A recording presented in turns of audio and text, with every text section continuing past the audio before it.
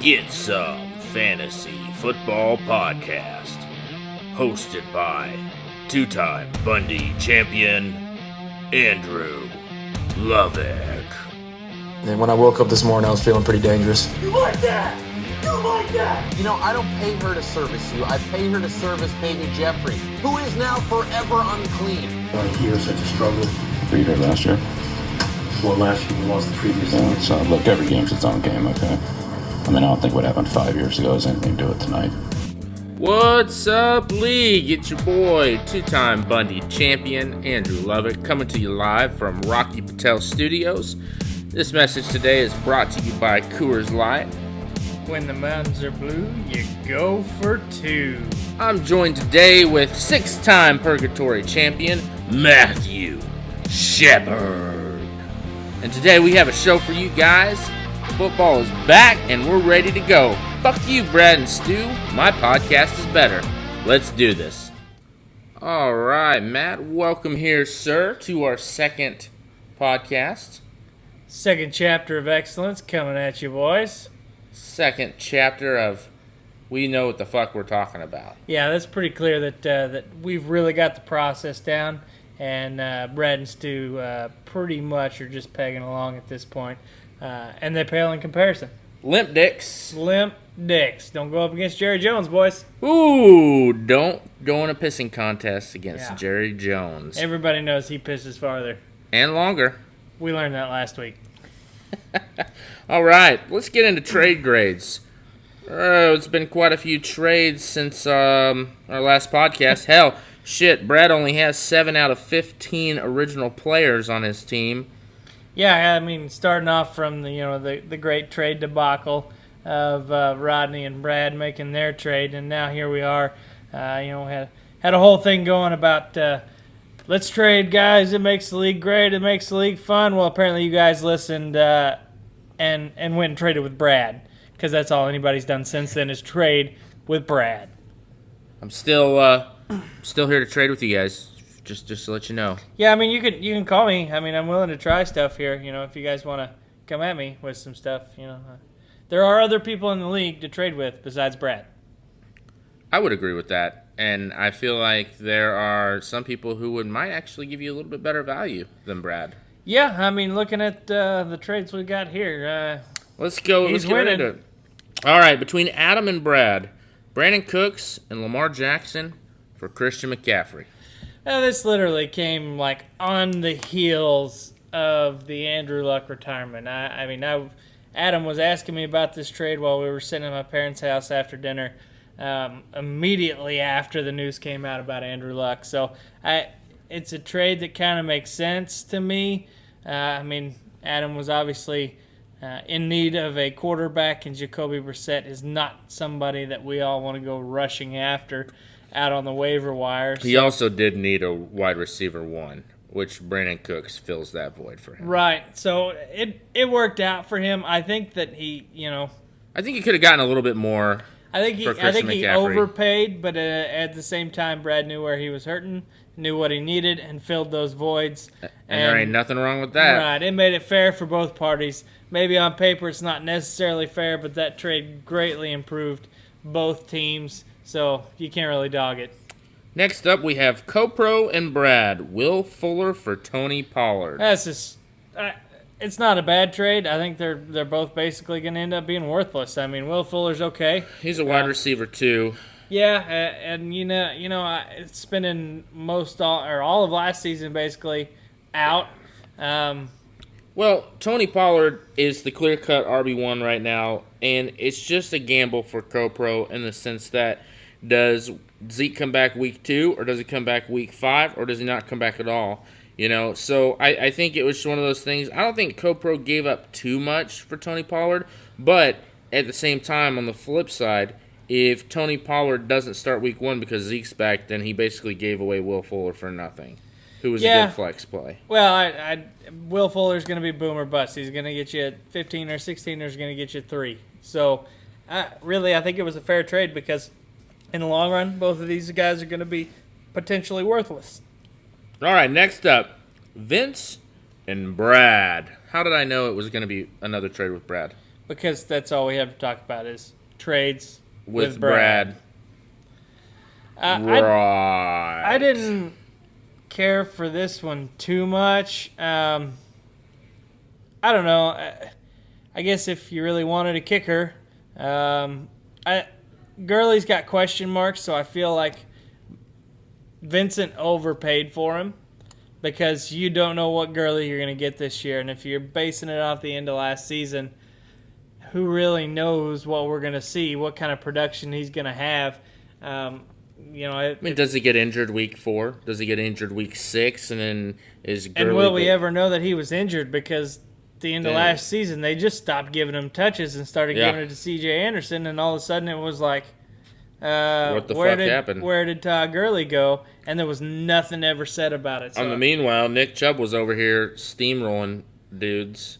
And Nick Chubb's, he's going to be a top 10 for sure, probably even top 5 fantasy running back this year. So I think definitely overpaid for Todd Gurley. I hope he pans out for you, Vince. All you did was make Brad's team better, and that's bullshit. Brad's sitting here, RB1, Christian McCaffrey, RB2, Nick Chubb, and that's nasty. Right.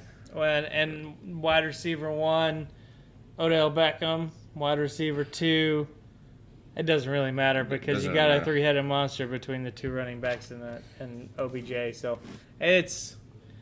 But he is 1 injury away from being complete garbage, and we all are in a sense. So to get too upset over the trades with Brad and his team being so put together so well, you just got to give the man credit for being able to wheel and deal players. I mean, I can't hate on him. I refuse to say anything positive about Brad in this situation because all he's going to do is take it and use it against me later in a podcast that is subpar and produced by him and Stu. So no positive. Yeah, wasn't like half of it him drinking coffee? Yeah, well, that was half of the fantasy tips is him just holding a coffee mug to his face, bragging about not football in a football fantasy podcast. I don't even know what he's talking about because the MLB doesn't even exist really. But moving on. All right, updates about Gordon, Zeke, AB, and Luck. Let's start with Luck. Wow. Who saw that coming? I mean, honestly, that the guy was primed and ready, looked like he was going to be healthy and have a good season. They've got the best O-line they've had in 15 years. They were projecting him to be top 3 fantasy quarterback this season. I mean, he was up there. I mean, some guys were, I'd say top 5 in my opinion, but some guys were talking top 3 behind Mahomes and Watson. Yeah, well, he definitely had the potential to be there, especially if he was healthy at all. So obviously he wasn't as healthy as everybody thought he was going into training camp this year. So clearly that's something there was something bothering him. And if you're a quarterback and it's all about the mental game, and if your mental game is not strong, you're not going to succeed. So he made the right decision for him. I just remember, literally sitting at the table right beside Adam, and all I did was look at him and say, "I'm sorry, bro." And he said, "What? Is Luck going to be out for a few games?" And I said, "Try the rest of his career, man. He retired." He said, "You're shitting me." He didn't believe me. And then it popped up on ESPN and then on Sleeper. And so it was pretty clear cut that it was all true, which led to the trade that got him Lamar Jackson. So that is absolutely sad. What do you think this does fantasy value-wise for the Colts? I mean, I'm looking at downgrading T.Y. Hilton, Paris Campbell. I mean, I don't think Jacoby Brissett's going to bring near the value at quarterback, and they're going to know it, and they're going to go right after him. Defenses are going to go after him. Well, I think it definitely downgrades all the wide receivers. I think it gives you a little bit of a bump for Jack Doyle because, tight ends up the seam. I think it gives him a little more chance. He'll probably be one of the most targeted people in the NFL after all this has happened. But I also think it really helps out Marlon Mack because they're going to have to be a run-first offense now. They've got 3 first-round draft picks and a second-round draft pick on their offensive line now. They've really put a lot of money into that O-line, and it's probably going to be one of the best in the league this year. So he'll have some time, but they'll be a run-first team for sure. I don't really know how. It maybe decreases Marlon Mack's value because they're going to pack the box, but it may increase it because he's going to get More all those touches. carries. He's bound to find a hole here or there. So that's a tough one, but it definitely downgrades the receiver value of anybody except for maybe Jack Doyle on the Colts team. Let's talk about Melvin Gordon, the guy that Stu's trying to trade to anyone and everyone for Quote way unquote too cheap. Except Cheap. he's actually not going cheap. He still wants full price for a guy that probably won't play till week 10. Or play it all this season. Trust me, from a guy who knows the Spanos family. And I know him personally because when I was on the end zone, right up against the end zone at the game in Kansas City, pre-game, and we were watching players warm up, Dean Spanos walked by me, and nobody really could recognize these guys. He's in Kansas City, and I said, "Hey, Dean," and he just looks up all confused, and I said, "Don't fucking move the Chargers from San Diego, asshole," and he just looked disgusted and walked away. Didn't you lose a player to injury during that game? Yeah, Keenan Allen. Yeah. He tore he tore his ACL. I feel like you might have brought that on yourself. Maybe that was your fault because you went after Dean Spanos there. Yeah. Yeah, that's I don't know. could have been some karma there. Big stinky butthole. And there's the wife. There's the chiming in wife. with a big stinky butthole. Big stinky butthole. And that did suck a big stinky butthole because I watched my fantasy season go to pieces right in front of my eyes. Yeah, I remember that very vividly. But What do you really with Gordon, I mean, the guy probably won't play till week 10. I think he'll play this season. He can't afford not to. He's still on a rookie contract. What is his fantasy value today? His fantasy value today is nil because you're not going to actually get to use him until right before the playoffs start. I don't think you can afford to trade anything of value away to get him unless you just have stacks of value, and nobody at this point has that. So you can't pay full price like somebody might be asking for somebody that probably won't play at least 6 or 8 weeks of the season. In order to make it worthwhile, I would say it has to be maybe a flex guy and a bench guy, or just a bench guy, because there's no reason to downgrade your team for 8 to 10 weeks just at the chance of having Melvin Gordon in the playoffs. I mean, you don't even know that when he does come back that they're going to run him into the ground or even use him. I mean, right, it may be something where they just sprinkle him in to show that he can still do this, and then trade him off in the off season. So, especially if Justin Jackson or Austin Eckler are out showing up, playing good football, meaningful downs, and putting up yards, then even if he does come back, he'll get some time, but it's going to be a heavy timeshare, I think, at this point. So I really feel like that Stu probably passed up offers from several of us that we're going to get him more than he will ever get moving forward out of Melvin Gordon.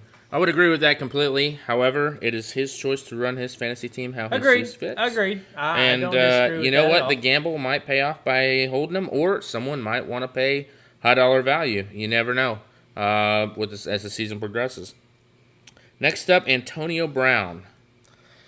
Man, somebody get this dude a helmet that's legal that he freaking likes. This is getting absolutely ridiculous. I think, I don't know. I mean, he's number one in all categories, so if he wants to wear a fucking toupee, he can wear a toupee. I don't care. Right. Oh, well, the league's not going to make exceptions for one guy because then everybody's going to try and get their exception made for them, too. So That's true. They're not going to bend on this. They're not going to break. He's going to keep going through all the BS.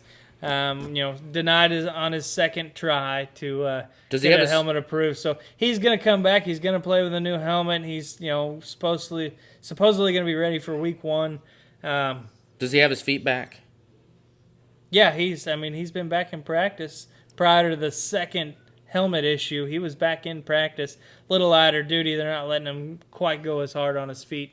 But he should be fully healthy by week 1. He's been dealing with it for quite a while. As he says in Hard Knocks, men lie, women lie, analytics don't lie. That's right. Yeah, and analytics don't lie with AB either because if you look at it, Derek Carr is in the bottom half of the league with passes attempted over the last 2 years over 15 yards. So maybe in a little trouble if he's not willing to take a little bit of the unders. All right, next up, Zeke Elliott. Man, the man that everybody's curious about. I mean, good Lord, will he sign? Will he not sign? There's so much stuff in the air right now. I heard on a radio show that he's going to sign. Oh, but then I heard on another radio show from my cousin that he's mad and doesn't want to sign. Who the fuck do you believe? It doesn't matter who you listen to. I think everybody's putting out their own narrative just to try and get the other side to bend and break. It goes back to last week's podcast. It's just a big pissing contest, and Zeke Elliott, he's got 1 year left on his rookie deal and one more team option. In my opinion, is that deal that they gave him that would put him like right below Gurley is a hell of a deal, and he should fucking jump on that. But at the same time, you got to know who you're dealing with here, and I still stand by my comments of Jerry Jones is a professional pisser, and his pee-pee's bigger and he pees farther. So, I mean, if I was Zeke, I'd jump on that because I don't think he's going to win. And it's that, I'm the star, you can't live without me mentality that's really, it could ruin him. I mean, look at Tony Pollard. This dude's feasting right now. And, I wouldn't put it past Jerry Jones to make a point and say, I don't give a shit. Yeah, I totally agree. I mean, I think, Jerry's point is that, Zeke wants Todd Gurley money. He wants to be the highest paid running back. He wants to make more than Todd Gurley. Well, Jerry's point says Todd Gurley's paid too much, so we're not going to pay you more than him. We're going to pay you what we think you're worth in comparison to what we think Todd Gurley is actually worth. So, in their minds, they're paying him more than Todd Gurley deserves. Now, Todd Gurley, in their minds, is getting way more than Todd Gurley deserves. So, it's a pissing match that Zeke's never going to win. If you go up against Jerry, we've seen it time and time again, you're just not going to get anything out of it but sorrow and pain. Jerry's the fucking man, and he's a brother, so what are you going to do? Yeah, can't go against Jerry. Sorry, Can't Jerry. go against Jerry. Sorry, Zeke. Yeah. The bitch. And that does it for our show this evening.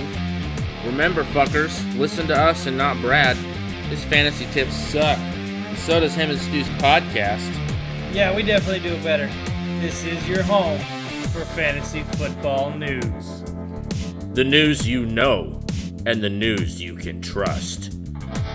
Get some fantasy football podcasts. And remember, giddy on up, giddy on out.